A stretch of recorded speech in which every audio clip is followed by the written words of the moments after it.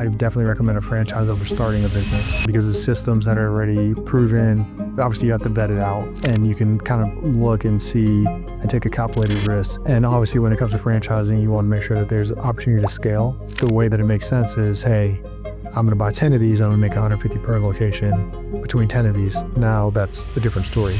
Onyi Odunukwe says his net worth today sits at roughly $247 million. About $100 million of that is in commercial real estate he owns outright, and the rest is split between his tanning and wellness franchise businesses and 26 other businesses by his account.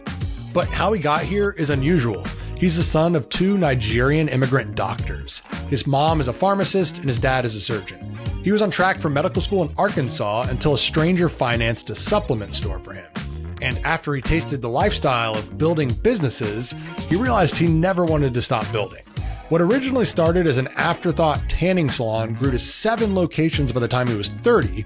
And now, 8 years later, he has over 100 franchises with even more than that planning to be launched. What I love about getting to tell a story like Onyi's is that his story is a business builder's playground. There's a Slack channel in the Hampton community that I'm a part of called Talk Business Ideas. And it's full of a bunch of founders and builders looking for their next business idea. If Onyi's story fires you up as much as it does for me, you'll probably love the Hampton community too. Founders have done 25 million on average, built real businesses, compare notes with each other, and it's all private and safe. If that sounds like a world you want to join, over 1,000 founders already have, and we'd love to have you as well. Check it out at joinhampton.com or reach out to me personally and I'll hook you up. Now, let's get into this. I'm Daniel Burke, your host, and this is Moneywise. Well, Onyi, thank you so much for joining us on Moneywise today. How are you doing? Going well, how are you doing? I'm doing great. I'm really excited to jump into who you are, what makes you you, and what makes you unique. Tell me about yourself. Tell me what brings you to Moneywise today. Yeah, so my name is Onyi Odunukwe. I am the son of Nigerian immigrants. My mom was born in London, my dad born in Nigeria, but they both grew up in Nigeria. And both are doctors. My mom's a PhD pharmacist. My dad's a surgeon.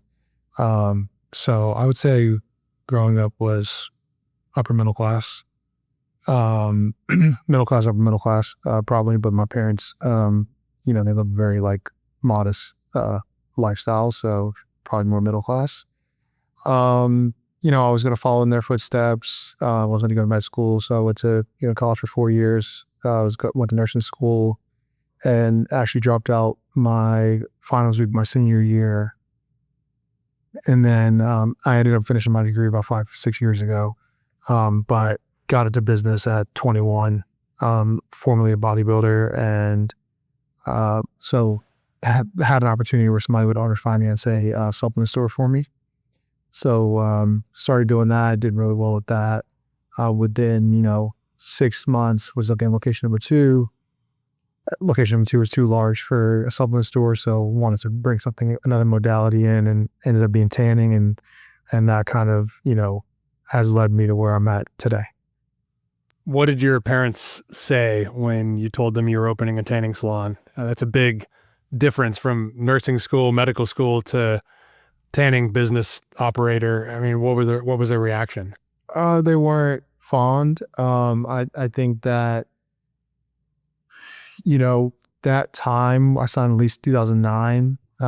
This is back when everybody watched CNN, and Mr. Cooper came out with a special, one of those almost 60-minute style specials about how bad tanning was. And I remember one of my best friends who's now a corporate lawyer in DC and my dad were like, hey, I think this is a bad idea. And then I just kind of kept with it. And, obviously I was right. But yeah, it was just, I think sometimes people say, if I had to do it all over again, would I do it over again? The answer is no. But not because anything bad happened, because I have no regrets, but more just the knowledge that I have now, I would have made a more educated guess, which would have led me away from what I did. But sometimes that, immature naivete kind of allows you to just do something that doesn't really make sense, and it ends up working out. So when you look back on nursing school and on that sort of side quest to where you are now, Do you think you would do it that way again? Do you think there were valuable lessons you learned on that, initial part of the journey that led you to opening a business, or was it unrelated? I mean, unrelated. I mean, I don't regret anything in life. So like, I don't like, I think probably every single thing led you to where you are. So if you take one thing out, you'll go a different direction. So I don't have any regrets, but I don't think it helped me in my entrepreneurial journey at all. Sure. And I know you were a bodybuilder. You mentioned that you were Mr. Arkansas like twice, right? Not just once. Yes, sir. Did that give you a peek into tanning and the life of like tanning salons? And is that initially what sparked the idea, or was that unrelated as well? Just unrelated. It was just a random idea. I went to University of Arkansas, so moved to Arkansas when I was 18, and a lot of the people at the University of Arkansas are actually from Dallas. I live in Dallas now, and Okay. they would just say how the tanning sucked in Arkansas, and how much better it was in Dallas. So in Fayetteville, Northwest Arkansas, that's where like Tyson Corporate, Walmart Corporate, all of those are stationed. Is very white. So it's like a prime demographic for for tanning. So it made sense. Very interesting. Take me back to 2018. You started doing some franchises. You sold 5 of your 7 salons. Walk me through that day. What actually hit your account? Tell me about the acquisition process. What did that feel like? Yeah. So I was not interested in selling, and I was approached, and I was like, okay, because at the time I'm 30 years old. Just turned 30. I had 5 cars, Ferrari, a house, no kids, no wife. I'm, making pretty good amount of money.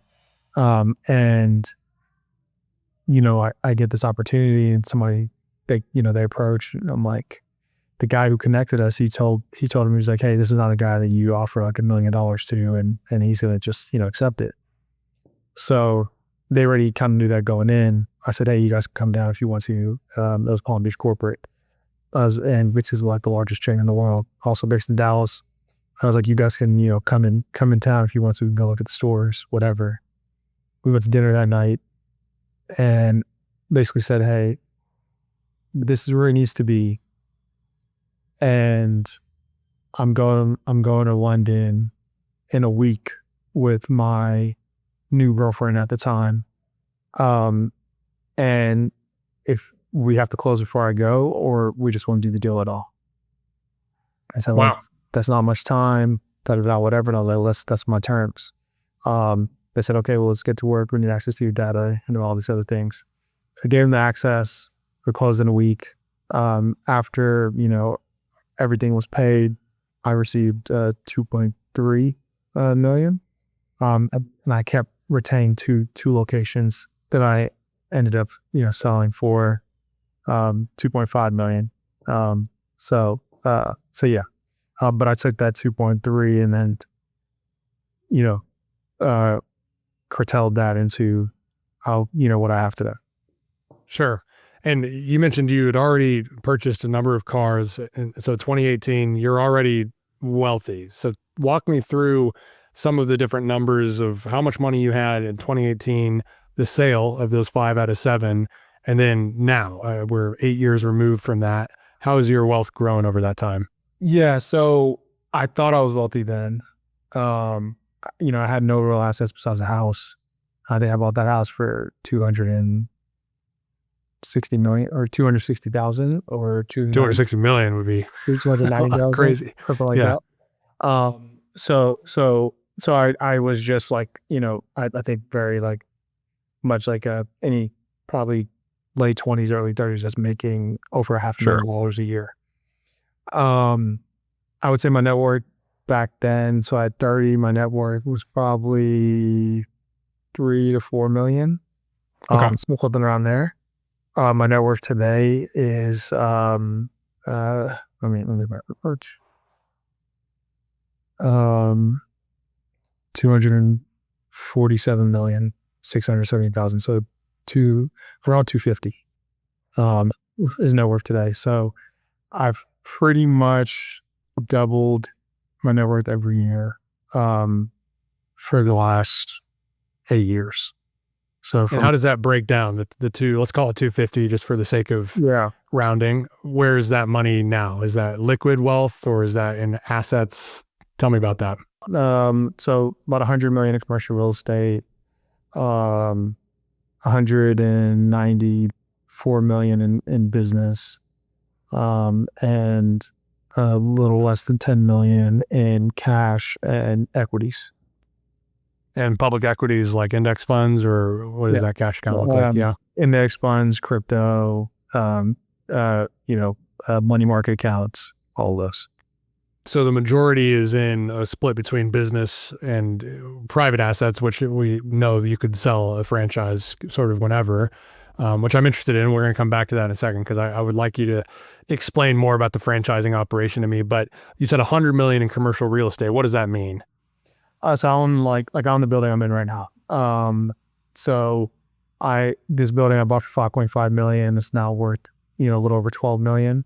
So I have $6 million in equity, which is $6 million towards my net worth. I own about 28 of these. I have another one closing on in like 2 weeks, and 2 more under contract. So I buy about 5 to 7 a year. I started buying. Is that a skyrise? I can see the background here. No, it's just a commercial strip center. Okay, cool. Very cool. So you own. So I own about a quarter of all the centers that Glo's in. So this retail centers that you would see in anywhere in America, that have Verizon, T-Mobile, Starbucks, Glo, whatever it is. So I own a bunch of those. Is that because you are the Glo founder, or is it like which came first, the chicken or the egg? No. Glo came first for sure. I didn't start buying commercial real estate till 5.5 years ago. Because it just made sense to own the building where those franchises were launching, it sounds like. Yeah. And then it also is just diversification tool. I also own a construction company. So it just makes sense. It's like I can build the location inside of it. I can renovate the exteriors of these, locations. I do a lot of value add. So I'm not buying, if I'm just like this building right here, if I buy a building within 2 years, I typically am able to double the value of the building. So in commercial real estate, if I have $100 million commercial real estate, I have about $40 million in debt on the real estate. Or actual purchase price on that commercial real estate might be closer to 50 million. So I'll probably have 10 million cash into it, 40 million debt, and 50 million in equity, or 60 million in equity. Okay. And walk me through pretend I'm an idiot. What is a franchise? How does it work? How does someone open a franchise? How much money of their own equity do they need to put into that? How much do you make? And then how do you actually make money from that franchise, who I imagine the operator is putting a lot of that up front to operate that. So walk me through that process. Yeah. So I'll just go with Glo. Okay. So Glo costs about 1.1 million to open a location. So the franchisee pays a $45,000 upfront franchise fee. And they pay that to you? Yeah. Okay. And then we get them lending. So also the lending company. So we carry them with the lender. Then we do this for other franchises as well.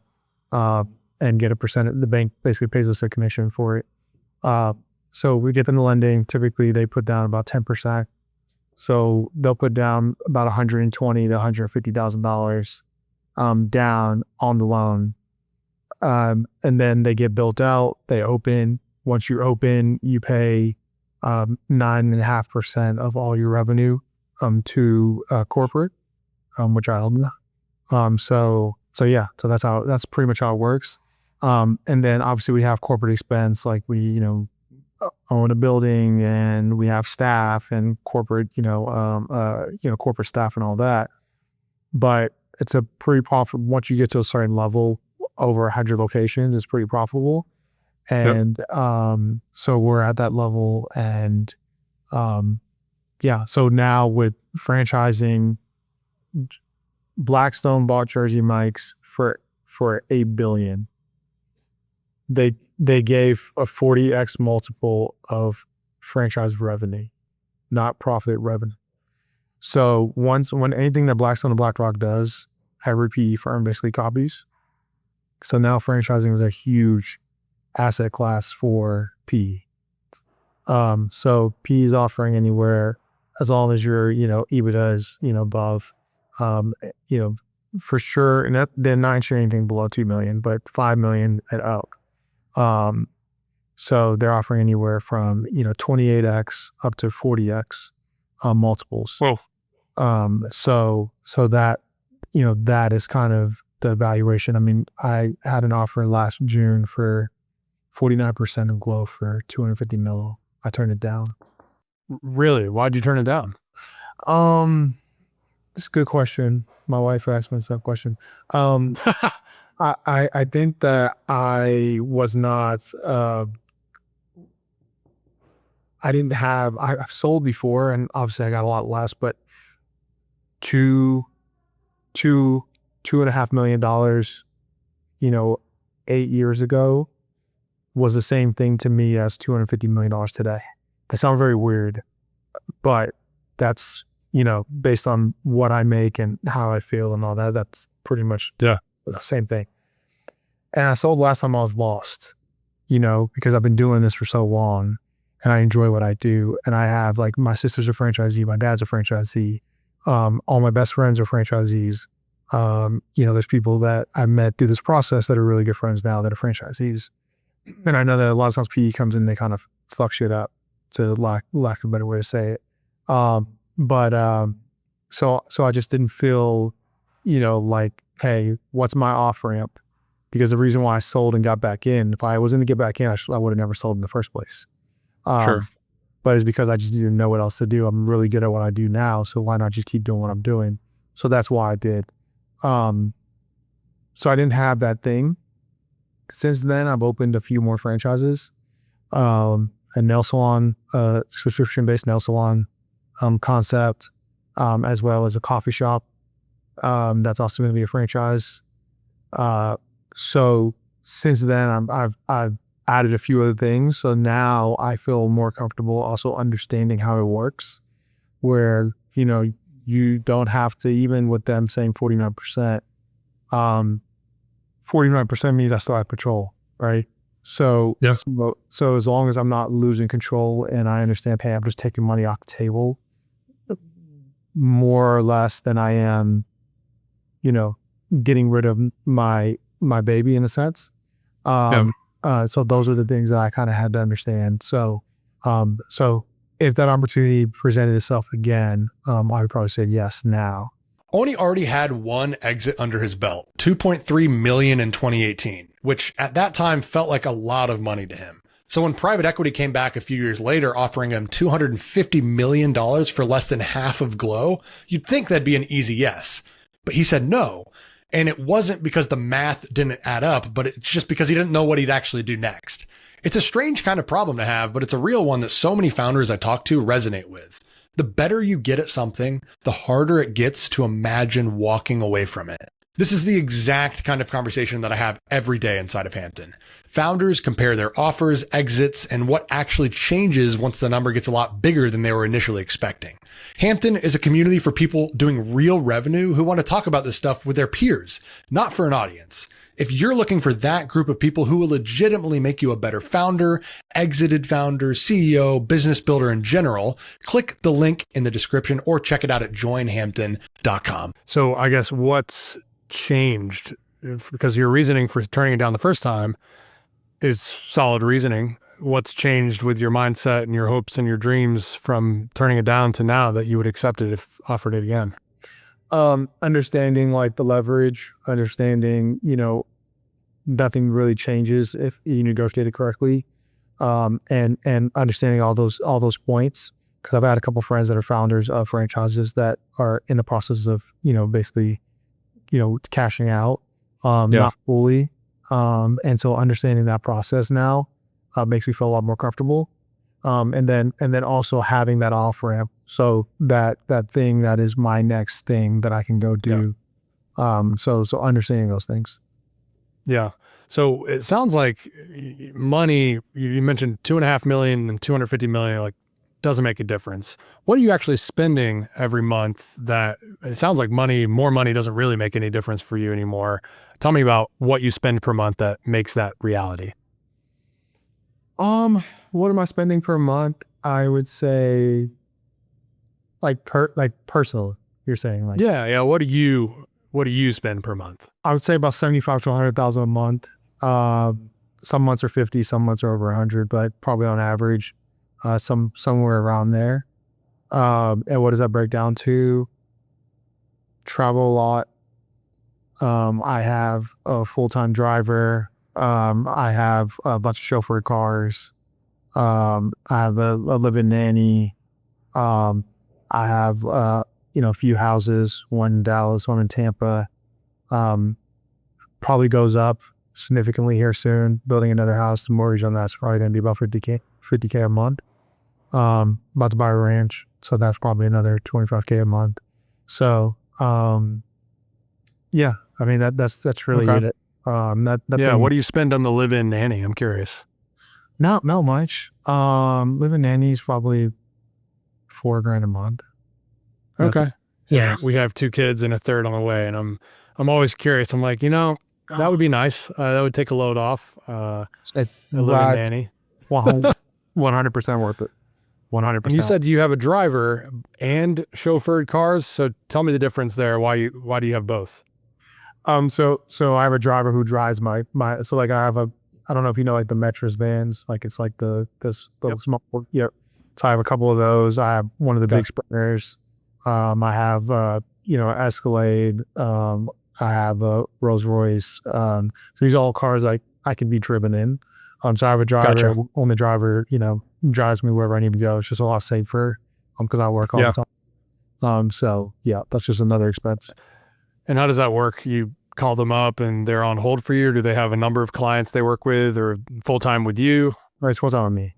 Yeah, full-time means W-2 salary. Yeah, no, he's on call anytime that I need him. What do you pay them? About $60K a year.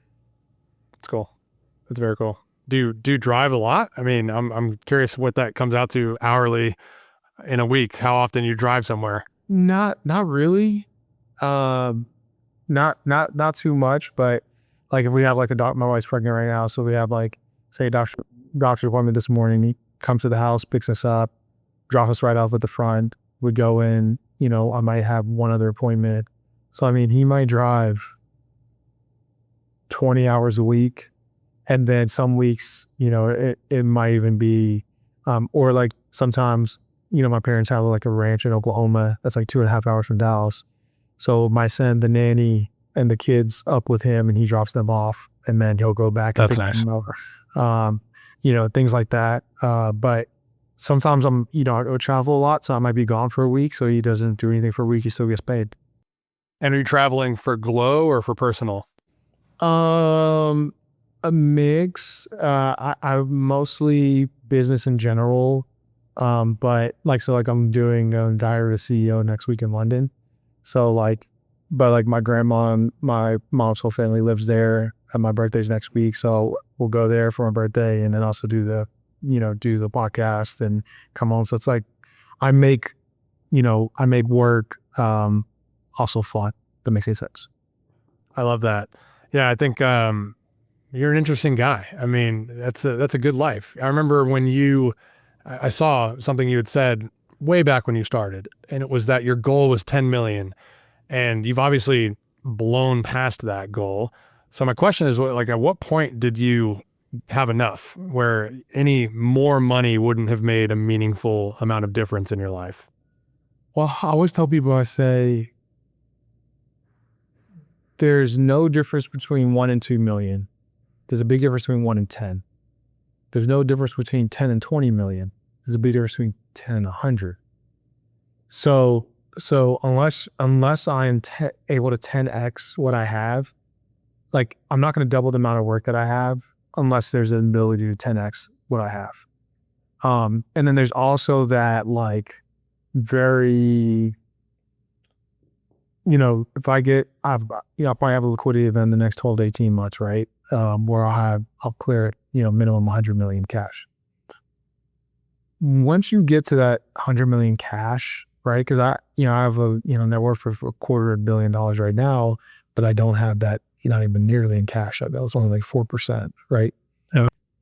You get to 100 million cash, I can take that 100 million cash and not even invest it correctly, just put it into index funds and get a return of $10 million a year, right? Yep. That's like $800,000 a month, and you never touch that, money. Plus, you also have all the other assets that you have in addition to that. So it gets really like easy to compound wealth once you have a lot of it. And that's what, getting from 1 million to 5 million was a lot harder than getting from 50 to 250. So I don't think my motivation is not money. I probably only spend 5 to 10% of what I make. I reinvest the rest. So I actually live a pretty frugal life. I'm not like flying private all the time or any of that. I don't even fly first class, I think money is just a good KPI or metric of success. So it's like, hey, if I can get to $1 billion, that means I achieved the pinnacle of success when it comes to just business and entrepreneurship, right?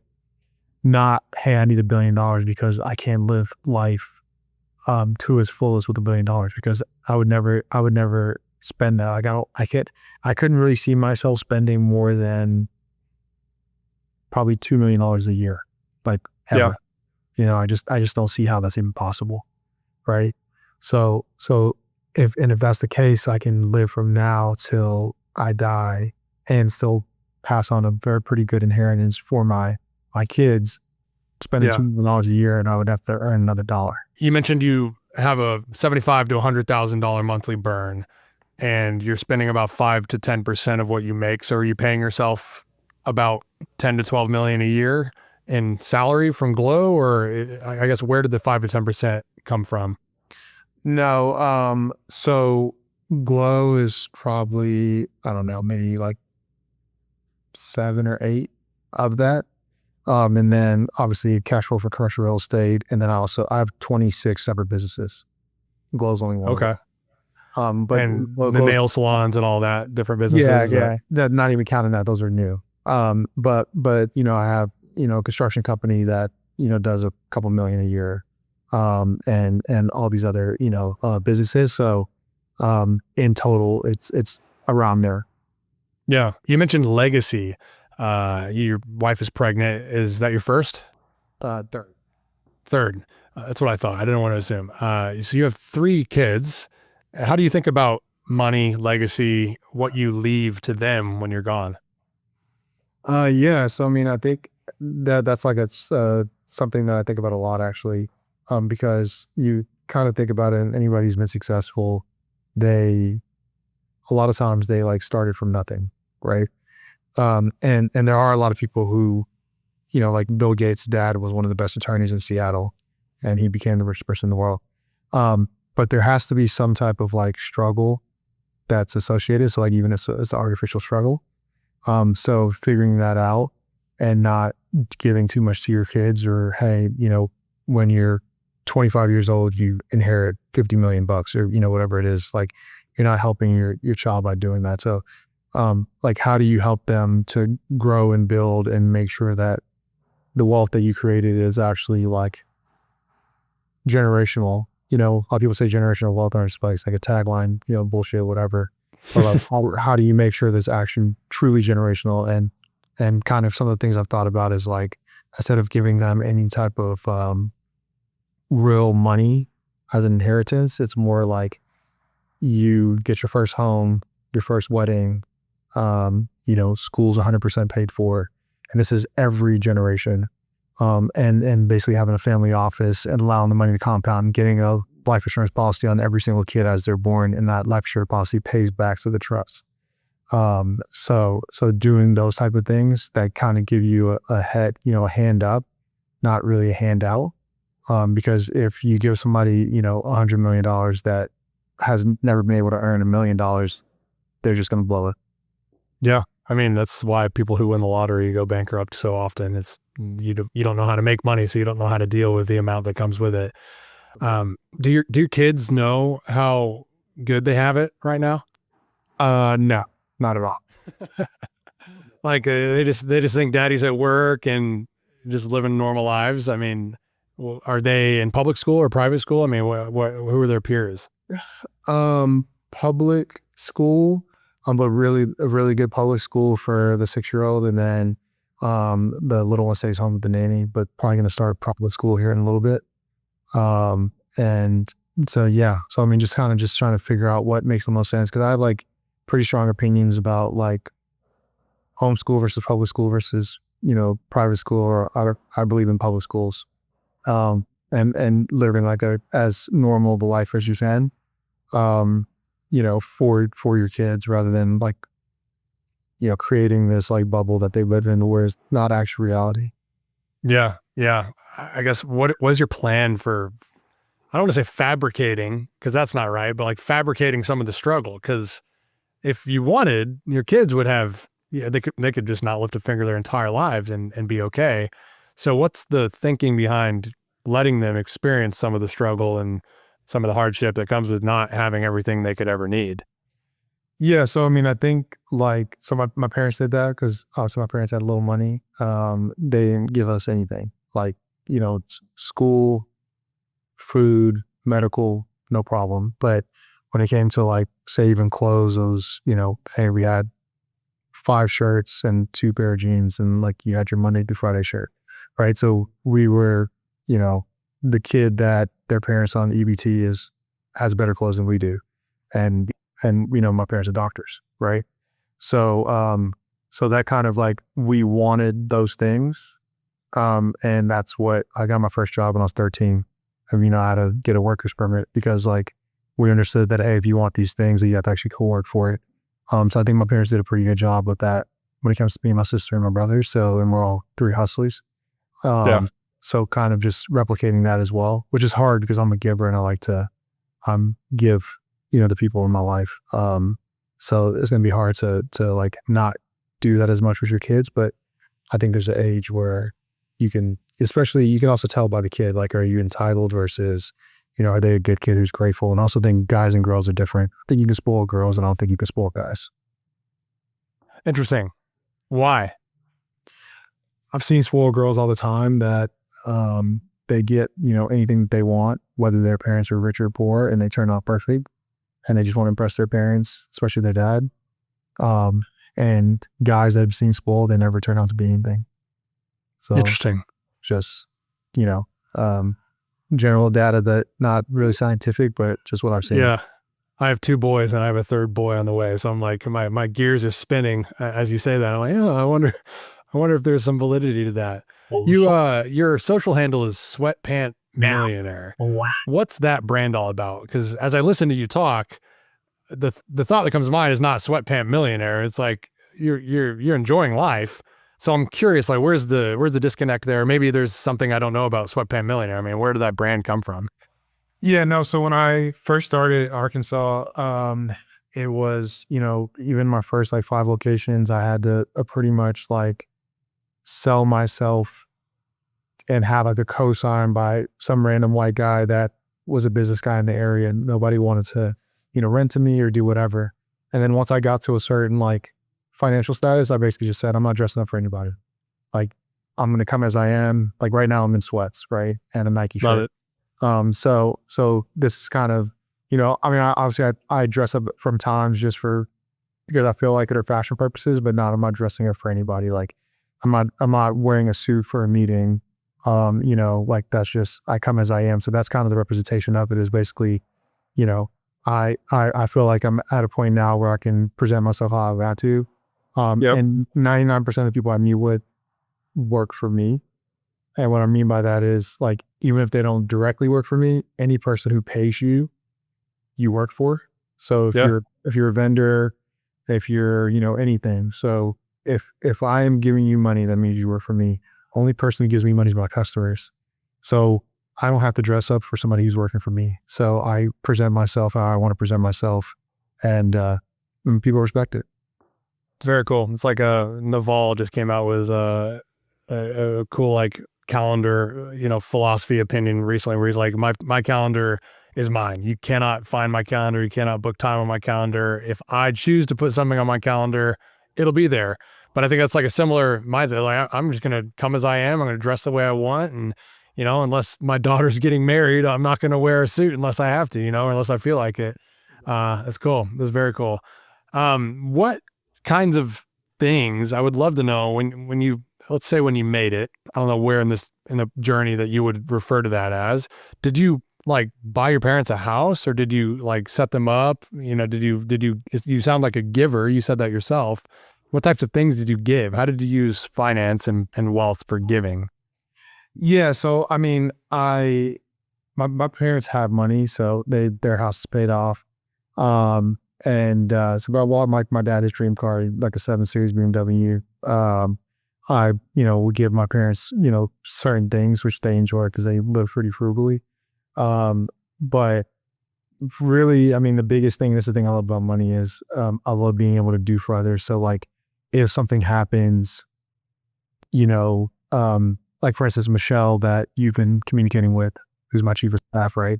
Her husband passed, and, he didn't really leave anything. So it's like being able to, pay for his funeral, being able to buy her a house, these are all things I was able to do because I have the money to do it. Things like that, and not really having to think about it. I don't budget. So like being in a position of where you can, go through life and not have to like say, okay, well, my goddaughter's car broke down and she needs a new one. It's going to cost, 20 grand. Let me figure out how I can make that work. Just being able to go do that. Right. That feels good. That does. You said you have no regrets. I want to push back and we can frame it not as a regret, but if you were to go back, is there anything you would do differently? Yeah. I mean, yeah. I think, like I said, everything leads you to where you are today, part of my story also is the fact that, I sold weed when I was in college. I got caught and got a federal, offense for it, a felony. So I'm technically a felon. I have no gun rights. I can vote and everything, now. But, having to go through that and not being able to qualify for SBA loans and the EIDL and all the other, different things that go with that. And just kind of the scarlet letter that is, yes, but at the end of the day, like that whole, situation or whatever is like more of a testimony to where I am today. And I don't think that if that didn't happen, I would even be where I am today. If that didn't happen, I probably, part of the reason why I dropped out my senior year finals week was because, I got busted and you can't work in a hospital, with a pending charge. Wow. So I just dropped out. So yeah. So, I mean, it's one of those things where, if that didn't happen, I'd probably be a doctor somewhere making 400 grand and working endless nights. So yeah, I mean, to your point, silver lining for sure. It sounds like maybe even a chip on your shoulder. I mean, from some of that happening, you were forced into a mindset of, well, I got to build something here. Do you think there was a chip on your shoulder that you had to build the way you built because of that happening? I think less because of that happening, more just because of people talking shit. So it's like, nobody really knows about that. This is actually the first time I've ever talked about it. I never talked about social media and I've never talked about it on the podcast before.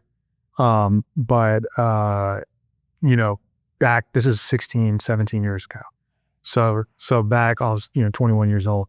So back 16, 17 years ago, even up until like 26, 27, when I'm doing my Glo journey and everything else, this is something that people still remember, people are still talking about. So having that, like, so even when I'm having my success and I'm driving, Ferrari Dubaleo, he, that's a drug dealer, whatever. And it's like, that's not true. I don't drink, I don't smoke, I don't party. So I work, what I enjoy doing. So having all that, but now nobody knows about that. Nobody cares about that. And even if somebody did say anything about it, one is I don't care. Two is you didn't have that go, happen to you, and I'm way ahead of where you are. So what's your excuse? That's my response, right? So to somebody who would say something, so it doesn't bother me. Yeah. I mean, you define who you are, not everyone else. I like that a lot. With the franchise, I think it's an interesting angle. And you even mentioned the, 28 to 40x valuations. Half of our listeners are high net worth individuals already, just like you. The other half are people, maybe they own a company, does a couple million in EBITDA, and they're aspiring to be someone like you. With franchises being such a lucrative business opportunity for wealthy people to make money and for business owners potentially to build franchise businesses, what advice do you have for the person listening to this who hasn't really ever heard of a franchise being such a lucrative business opportunity? Yeah. I mean, if they have a business right now and it's something that they feel like is scalable, a system that's scalable, they can definitely franchise it. Or if they are looking just to get into business in general, I definitely recommend a franchise over starting a business, because it's systems that are already proven. Obviously, you have to vet it out. Systems that are already proven, and you can kind of look and see and take a calculated risk. And obviously, when it comes to franchising, you want to make sure that there's opportunity to scale. So you're not going to go into like the Dallas-Fort Worth area with a franchise that has 40 locations already, and they have one territory available. I mean, if you buy that, even if you made $150,000 a year from that one location, you're learning a job, right? Yeah. The way that it makes sense is, hey, I'm going to buy 10 of these. I'm going to make 150 per location between 10 of these. Now that's a different story, right? So that's basically what it is with franchising. One thing Onyi brought up in today's episode that's worth clarifying is Blackstone's $8 billion deal for Jersey Mike's. The real number there is around 30 times EBITDA, earnings, not revenue. And the mechanics of the deal are definitely interesting. Blackstone wasn't buying sandwich shops, they were buying the franchisor, the entity that just collects a royalty check off the top of every sandwich sold, with almost none of the real estate or labor costs the actual store carries. That's a very different business model than the one Onyi runs day to day. He has multi-unit operators, which are the people who actually own the 10 or 20 or 30 locations, and typically trade closer to 5 to 8 times earnings. So some of his point still holds. The closer you get to owning the royalty stream instead of the storefront, the more a buyer will eventually be able to pay for it or want to pay for it. I learned a lot about franchising from this episode and the wealth and freedom that can come from owning the corporate entity behind franchises. It's honestly something I've never really thought too much about. If you loved this episode, please do me a massive favor and subscribe to our YouTube channel. Write a review for us wherever you're listening, and reach out to me on X at Daniel C. Burke. I'd love to hear from you, and I'm always looking for interesting, wealthy guests to bring on the show. So if that's you or if you know someone, please connect us. And if you're already in the Hampton community, hit me up on Slack. I'd love to talk. If you're not, you're missing out big time, but you can still see what all the hype is about by going to joinhampton.com. See you all next time on Moneywise. Thanks so much for listening.